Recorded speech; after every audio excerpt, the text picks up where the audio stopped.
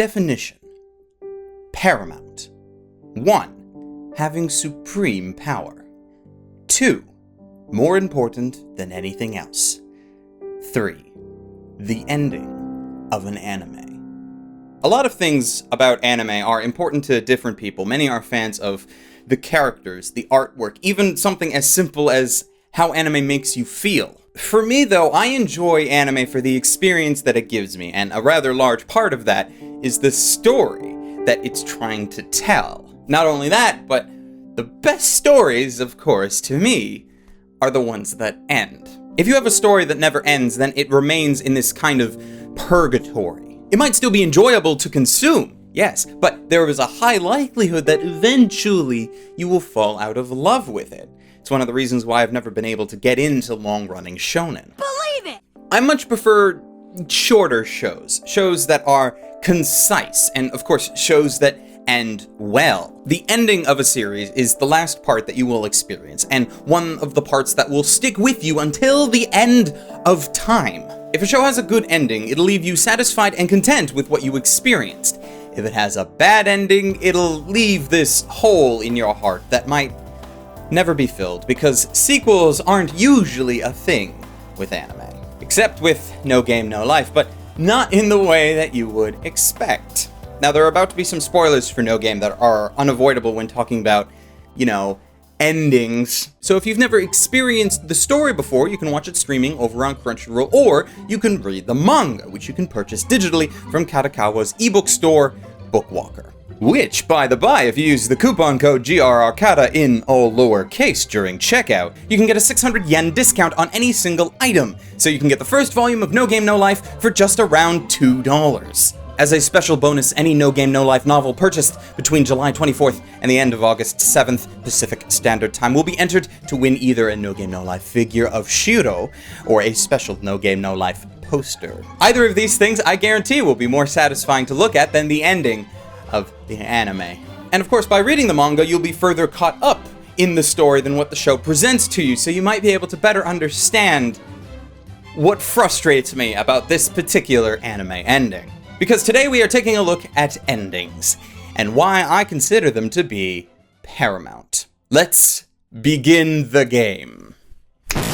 First, a brief synopsis for those who don't care about spoilers. No Game No Life is about a duo of sibling gamers who get brought to a fantasy world by its god, Tet, in what we assume to be his unique way of making the world more fun. Over the course of 12 episodes, the siblings compete against several of the major players in this new world, eventually trying to gain enough power and influence to challenge the god himself.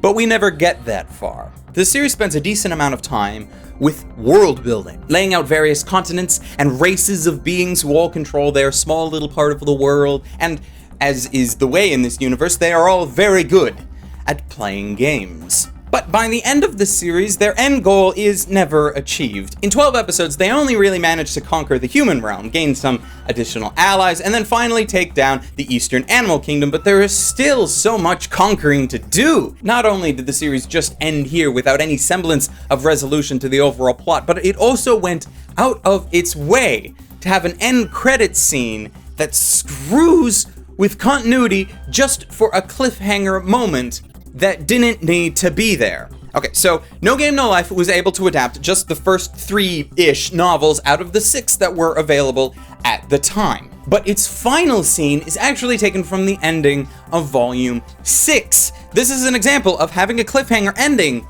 literally for the hell of it. While I wouldn't have been absolutely happy with how it ended even without said scene, it would have at least not have ended on a tease for a continuing story that we might never see animated. I don't need a happy ending. I grew up with them. Yeah, you watch enough Disney films throughout your childhood and the premise of happily ever after sounds like the only way to do things. But there is a difference between a sad or bittersweet ending and an unsatisfying one. In a bittersweet ending, you might not be happy, you might be miserable.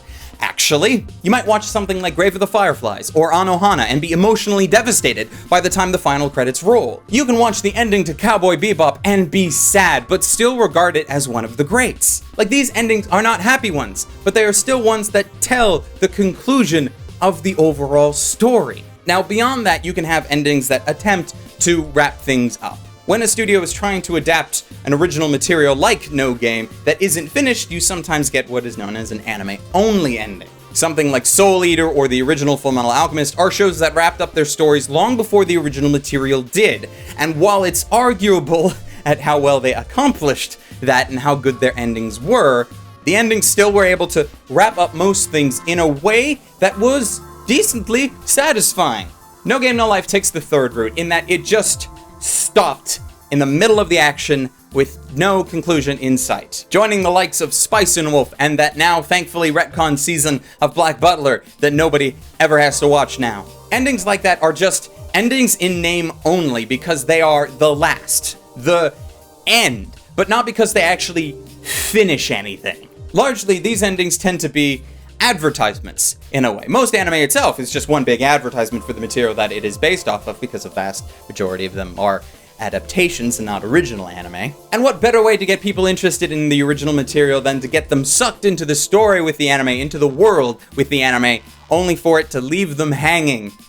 And it works! Because hell, if Bones, for example, stops animating My Hero Academia after season 2, you bet your ass that I'm picking up the manga right quick. Because Deku's my boy! You'd think, though, with No Game No Life, that this cliffhanger ending is the worst of it. You'd think that it's the worst thing that they can do to tease you about something that you might never get. No, that's not the worst thing, which is why we're talking about No Game No Life and not some other series, because in the realm of Paramount endings, No Game No Life did something far worse. After going out of their way to add a cliffhanger ending to the original series that didn't need to be there, after sitting on the franchise for 4 years, we are actually getting another adaptation of No Game No Life. Rejoice! For there is a god after all!